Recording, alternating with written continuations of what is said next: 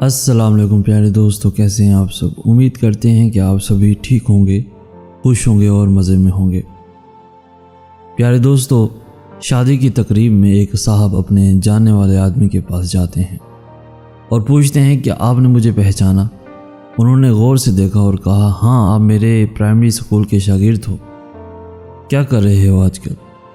شاگرد نے جواب دیا کہ میں بھی آپ کی طرح اسکول ٹیچر ہوں اور ٹیچر بننے کی یہ خواہش مجھ میں آپ ہی کی وجہ سے پیدا ہوئی۔ استاد نے پوچھا، وہ کیسے؟ شاگرد نے جواب دیا، آپ کو یاد ہے کہ ایک بار کلاس کے ایک لڑکے کی بہت خوبصورت گھڑی چوری ہو گئی اور وہ گھڑی میں نے چرائی تھی۔ آپ نے پوری کلاس کو کہا تھا کہ جس نے بھی گھڑی چرائی ہے واپس کر دے۔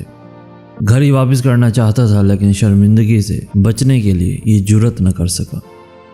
آپ نے پوری کلاس کو دیوار کی طرف منہ کر کے آنکھیں بند کر کے کھڑے ہونے کا حکم دیا اور سب کی جیبوں کی تلاشی لی اور میری جیب سے گھڑی نکال کر بھی میرا نام لیے بغیر وہ گھڑی اس کے مالک کو دے دی اور مجھے کبھی اس عمل پر شرمندہ نہ کیا۔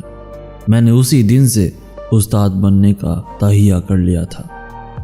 اب استاد کہنے لگا کہ کہانی کچھ یوں ہے کہ تلاشی کے دوران میں نے بھی اپنی آنکھیں بند کر لی تھی اور مجھے بھی آج ہی پتہ چلا کہ وہ گھڑی آپ نے چرائی تھی۔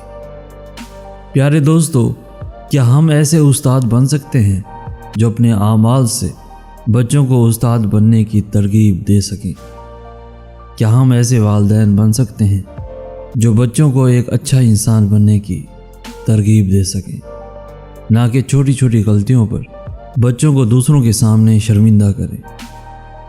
پیارے دوستو، یہ بہت ہی تلخ حقیقت ہے جس کی وجہ سے بہت سارے بچے آگے نہیں بڑھ پاتے۔ پیارے دوستو، آج کی یہ چھوٹی سی ویڈیو اپنے ٹیچرز اور اپنے پیرنٹس کے ساتھ ضرور شیئر کریں تاکہ ہر بچے کی پرورش صحیح معنوں میں ہو سکے اور مستقبل میں ایک اچھا انسان بن سکے۔ اس ویڈیو کو لائک کر کے ہماری حوصلہ افزائی بھی ضرور کر دیجیے۔ روزانہ ایسی سبق آموز ویڈیوز کے حصول کے لیے ہمارا چینل بھی ضرور سبسکرائب کر دیجیے۔